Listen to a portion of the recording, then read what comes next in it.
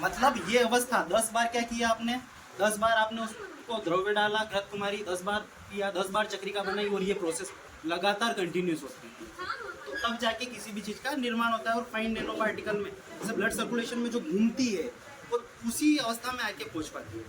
ठीक है, तो ये तो हो गई अपनी भस्म निर्माण कैसे होता है। ठीक है, वैसे ही अपना होता है खरल। मतलब आयुर्वेद में जो अपना रस है, मतलब रस मतलब पारा, और रस से संबंधित जितनी भी चीजें होती है वो रसायन हो गए। आप वो खरल देख रहे होगे, साधारण खरल नहीं है, ये सीमा पत्थर की खरल, सीमा पत्थर की खरल। अपना जो गंगा सागर होता है ना, गया जी से रिलेट करता है, और गंगा सागर से जो पत्थर मिलता है वहीं से स्पेशल खरल आती है, ये खरल। ठीक है, उसके बाद ये पल पर च्यवनप्राश आंवले से अपन निर्माण करते हैं। उसमें अपन क्या है, आंवला यहाँ से अपने को बॉइल करते हैं, उबालते हैं, और इसके अंदर से डालते हैं, तो इधर से तो अपना निकल जाता है क्या, आंवले का गूदा है ना, रेशे रेशे, और गुठली होती है वो इधर से अपनी बाहर हो जाती है। क्यों, अपने पास कुछ दवाई पड़ी क्या अभी बनी बनाई लेटेस्ट में, रस जैसे ये शंख है, शंख भस्म जो बनती है ना, वो सेम प्रोसेस है। शंख भस्म उधर बन रही है। हाँ, तो जैसे ये शंख है ना, इसको सेम प्रोसेस है। वैसे अपने को क्या करेंगे, नींबू के रस में इसको अपन लड़का के डालेंगे, उबालेंगे, फिर वही प्रोसेस है, इसको डायरेक्ट अग्नि में झोंक देंगे, फिर पाउडर बनेगा, फिर इसमें घृत कुमारी श्वास की भावना लगेगी, और फिर बनेगा। ऐसे हर एक के स्वरस भी अलग होते हैं, हर एक की चीज़ें भी अलग होती है, और फूट लगते जाते हैं।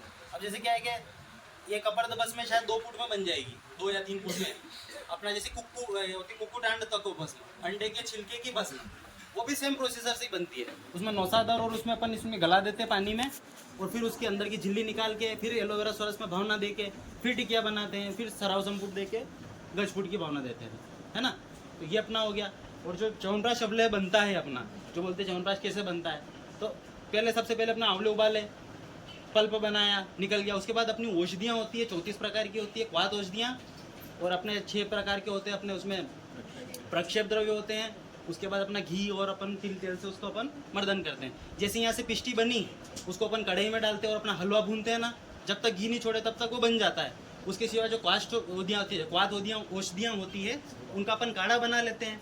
उसके बाद उस काढ़े में अपन शक्कर डाल के चाशनी बना लेते हैं, और जो पिष्टी तैयार होगी उसको उसके अंदर डालते हैं, सारे प्रक्षेप द्रव्य डालते हैं। जो ठंडा होता है तब उसके अंदर अपन शहद मिला देते हैं। ये पूरी प्रोसेस से अपना च्यवनप्राश निर्माण अवलेह तैयार होता है।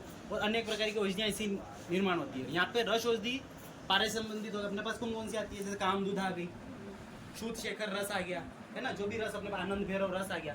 रस माने इसमें कहीं ना कहीं अपने पारा मिला हुआ है ना। और रस औषधियों का ऐसा महत्व है, जैसे सर ने बताया था अपने को, असाध्य रोगों में उपयोगी, है ना। रसायन बताया था ना कि ऐसा औषधि जिससे बूढ़ा और जरापे का नष्ट हो जाए, शीघ्र पाकी गुणों से युक्त होती है ना। जरा मृत्यु नाशाय रस्यते व रसमोते, इसका जो श्लोक है वो इसी में आता है। और यह है, बाकी तो यहाँ पे औषधियाँ बन रही है। और